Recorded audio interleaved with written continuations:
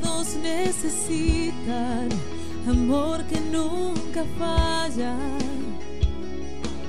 tu gracia y compasión. Hemos sentido la presencia del Señor en los dos servicios que acaban de pasar. Hemos sentido la presencia de Dios toda la semana. Desde el lunes la iglesia ha estado en un tiempo de oración pidiendo por nuestra hermana Sherry, por la hermana de Nancy. Hemos estado nosotros en un tiempo de que hemos estado profundamente buscando la presencia de Dios. Y le digo que esto ha sido uno de los tiempos más lindos que yo he pasado aquí en esta iglesia, de poder compartir con ustedes tiempos de oración, de poder ver cómo el Espíritu Santo está hablando el mismo mensaje a través de muchas personas, ¿sí? Dios nos está empujando hacia un avivamiento, nos está empujando hacia una búsqueda más profunda de Él. Y yo le doy gracias a Dios porque hay muchos aquí que han participado en eso. Hay muchos aquí que han dicho: Señor, yo te voy a buscar. Señor, yo voy a creer en ti. Señor, voy a buscarte a ti primero y luego lo resto. Entonces, los que han hecho eso esa semana, los felicito. Sé que Dios lo va a bendecir de una manera grande y le doy gracias a Dios por lo que está haciendo en nosotros. Antes de seguir adelante, ¿podemos orar? ¿Sí? Señor Dios amado, te damos gracias, Dios, por este día que nos has regalado, por la oportunidad, Señor, de venir a tu iglesia, a poder cantarte, para poder escuchar tu palabra, para poder darte, Señor, de todas las bendiciones que tú nos has dado. Gracias, Señor, por las amistades, por la familia que tú nos has dado aquí en la iglesia. Pedimos, Señor, que en este momento tú hables a nuestros corazones, que abras nuestro entendimiento a poder escuchar lo que el Espíritu dice este día, Señor. Únenos, te lo pido, en el nombre de Cristo Jesús. Amén. Esta semana ha sido una semana que hemos buscado de Dios, pero también ha sido una semana que yo he estado de tiempo libre de la escuela. No he tenido clases esta semana para ponerme al día con mis quehaceres, para poder escribir reportes, para poder leer.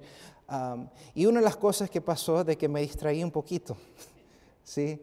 Estaba yo buscando información y luego se me vino el deseo de ver un video en YouTube. Y me acuerdo que mientras yo estaba perdiendo mi tiempo, ayúdame, Señor, se vino un video de que realmente captivó mi atención. Y este video hablaba acerca de un hombre que había tenido un accidente en las montañas mientras él estaba skiing, se llama en inglés, ¿verdad?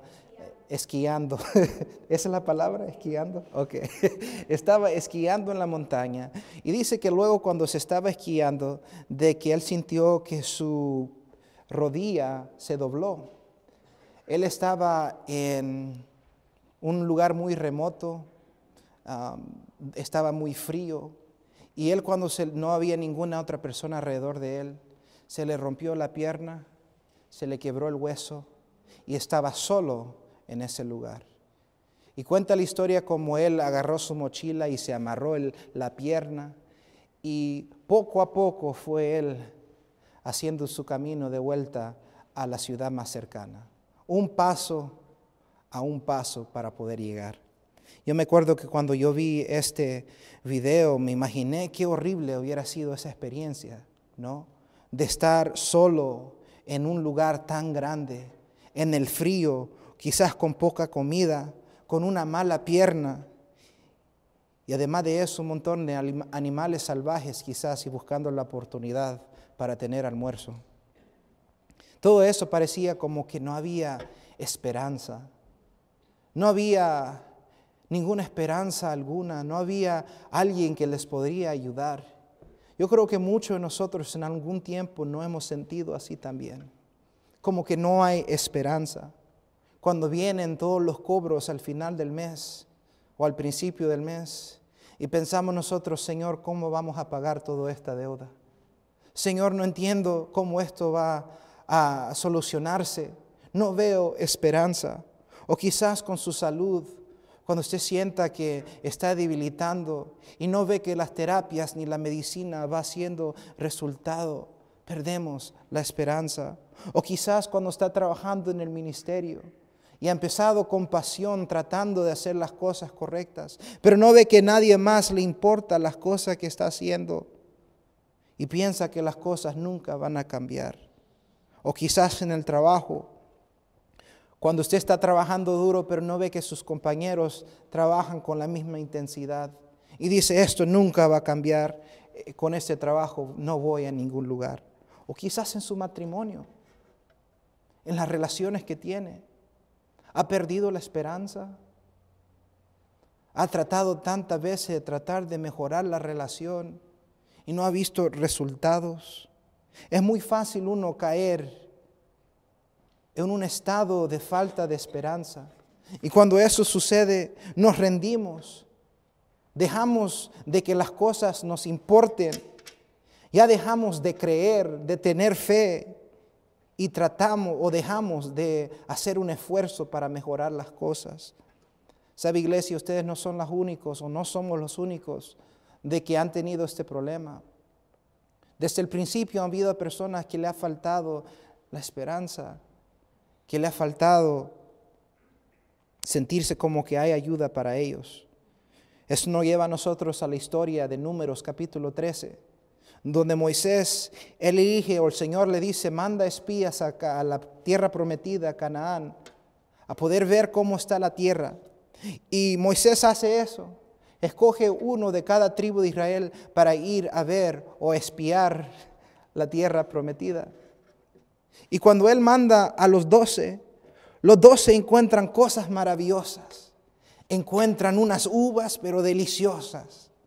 Encuentran ellos pomegranates, figs, ¿cómo se dice eso? Dátiles, todo tipo de fruta, higos. Y luego ellos vienen, las uvas son tan grandes, tan deliciosas que lo tienen que amarrar un palo y los dos están así, llevándosela. ¡Ay, qué rico! Encuentran cosas tan deliciosas. Ven de que la tierra es fértil y que ahí fluye la leche y la miel.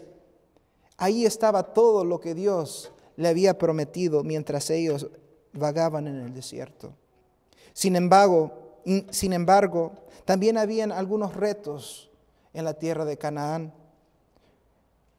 Los espías reportaron de que habían ciudades fortificadas, ciudades donde habían unos muros grandes, donde era difícil para que un ejército pudiera entrar. Habían personas, igualmente como las paredes grandes,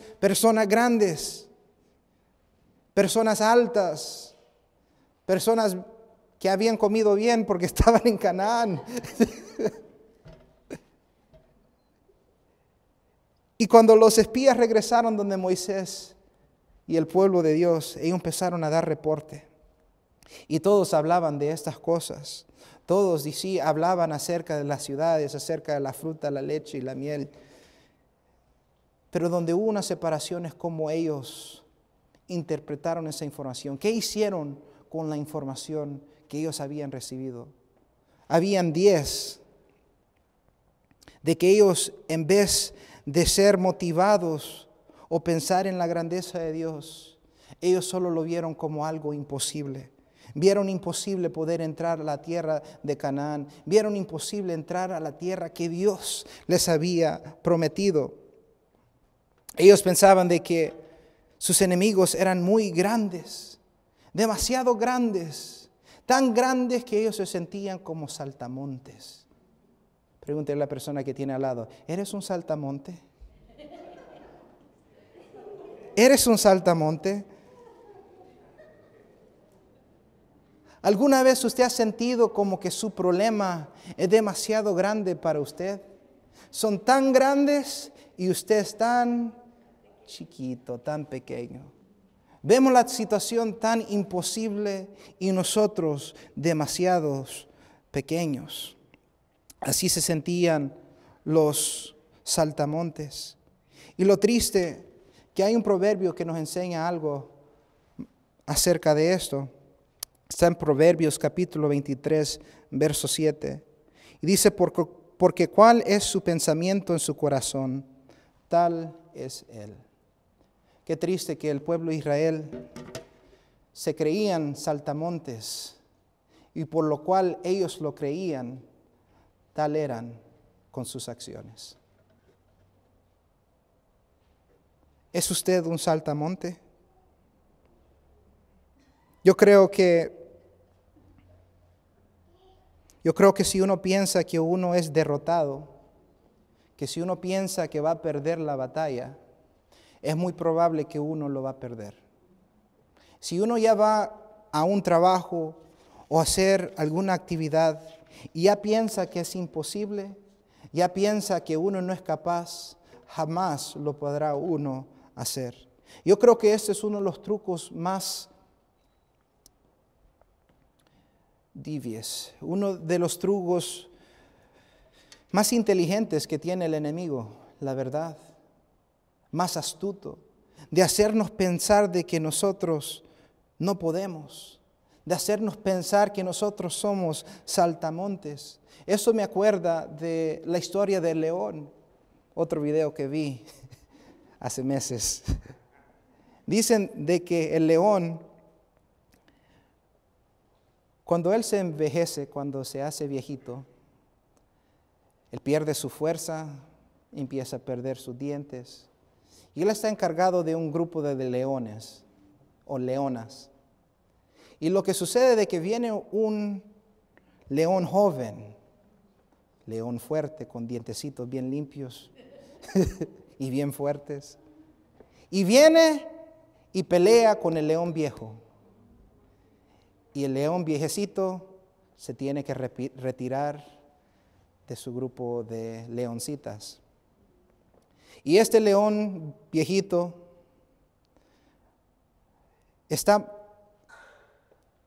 va por la selva, va por todos lados, buscando otro grupo con el cual él pueda tomar control. Y va buscando animales, le es difícil porque ya no tiene dientes, no tiene mucha fuerza, pero lo que tiene él es un rugido el cual él ha estado practicando toda su vida, un rugido fuerte, maduro, de viejo. Y este león finalmente encuentra un grupo de leones y él tiene que retar al joven o el león que está en cargo de ese grupo. Y viene, da un rugido como nunca lo ha hecho. Un rugido fuerte, fuerte, fuerte. Y el joven león, aunque tiene la fuerza, aunque tiene los dientes fuertes, aunque es más ágil y más capaz, porque tiene temor por el rugido del león viejo, se va sin un pleito. Así nos sucede en veces a nosotros. El diablo es el león viejo que ya no tiene poder sobre nosotros como cristianos. Él fue derrotado en la cruz del Calvario y él no tiene derecho sobre nuestras vidas. Pero en veces, iglesia, por el rugido que da el enemigo, por las mentiras que da, nosotros en veces pensamos que no podemos, que somos muy pequeños, que somos saltamontes, que no somos capaces. Y esa es la peor mentira que el enemigo nos puede hacer. La Biblia nos enseña a nosotros que nosotros somos más que vencedores en Cristo. No somos saltamontes, iglesias, somos hijos del Dios Todopoderoso. ¿Por qué no le da un aplauso al Señor? Él es bueno. Desgraciadamente, el pueblo de Israel, cuando vieron los retos, ellos tuvieron miedo y no confiaron en Dios. Ellos empezaron a amenazar que no iban a entrar a la tierra prometida, sino que iban a regresar a Egipto. Es muy triste, iglesia, de que nos sucede en vez a nosotros también. Dios nos saca de un lugar, nos saca del pecado, nos pone en un lugar con promesas de poder avanzar. Y en veces, porque nos da miedo avanzar donde Dios nos ha llamado, en vez de avanzar o nos quedamos o retrocedemos. Qué triste que Israel se había olvidado de que ellos habían salido de la esclavitud, de que habían beneficios, pero era esclavitud. No solamente ellos decidieron tratar de regresar a Egipto, también ellos querían elegir un nuevo líder. Querían poner una persona en el centro en vez de Dios. No querían hacer la voluntad de Dios, querían hacer su voluntad propia. Yo creo que si Dios nos llama a algo, Él nos capacita para poder hacerlos. Y si Dios nos llama, tenemos que ser fiel a su llamado. Y esto, hermanos, la reacción de Israel enojó a Dios. Le dio ira santa y Él quería destruir a todo el pueblo de Israel. Moisés se puso a interceder pidiendo misericordia. Y Dios, porque es bueno, se calmó y dio misericordia. Pero hubieron consecuencias para el pueblo de Israel. ¿Creen ustedes de que Dios tenía razón por qué enojarse con el pueblo de Israel? El pueblo de Israel había visto cosas que nosotros nunca hemos visto. El pueblo de Israel había visto cómo Dios había mandado plagas a Egipto para poder rescatarlos. El pueblo de Israel había visto cómo Dios había abierto el mar para que ellos pasaran en seco. El pueblo de Israel había visto cómo Dios había proveído agua para ellos en un desierto. Había visto cómo Dios había proveído alimento, cómo sus calzados no se arruinaban o no se gastaban. Habían visto cómo Dios había proveído una nube sobre ellos para que el sol no los quemara durante el día y una columna de fuego en la noche para que ellos pudieran estar calientes. Ellos habían visto la mano de Dios y a pesar de todas estas cosas, ellos dudaban que Dios le podía dar la victoria en Canaán. ¿Cuántas veces nos sucede eso también a nosotros? Que Dios, Él nos liberta vez tras vez, pero cuando se enfrenta el problema en el presente, dudamos que Dios puede obrar de una manera poderosa. Que Dios nos ayude, que Dios tenga misericordia. Y el Señor se enojó con los israelitas y dijo de que iba a empezar con una nueva generación. Todos los que habían salido de Egipto de 20 años para arriba, ellos iban a perecer en el desierto. 40 años estuvieron ellos vagando en el desierto, yendo de un lugar al otro. Yo creo que eso es lo que sucede cuando nosotros no obedecemos la voz de Dios. En vez de avanzar adelante hacia la gran bendición de Dios, nos quedamos nosotros vagando.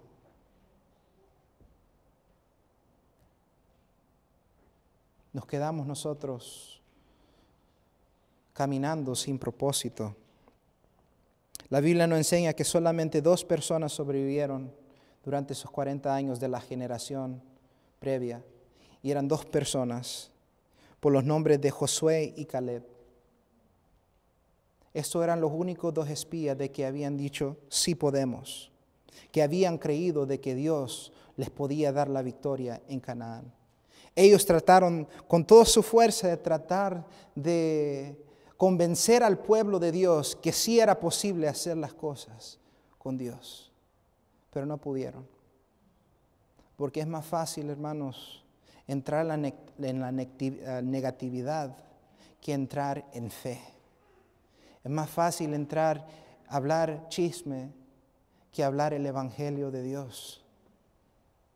Dios nos está llamando a cosas mayores, iglesia. Dios nos está llamando que seamos como Josué y como Caleb. Yo creo que ellos vieron esta situación, que no había mucha esperanza, como una oportunidad para que Dios se glorificara. Le digo que mis testimonios más grandes en mi vida han sido circunstancias donde yo no miraba la salida, donde yo no miraba cómo yo podía salir de mis propias fuerzas, donde no había esperanza.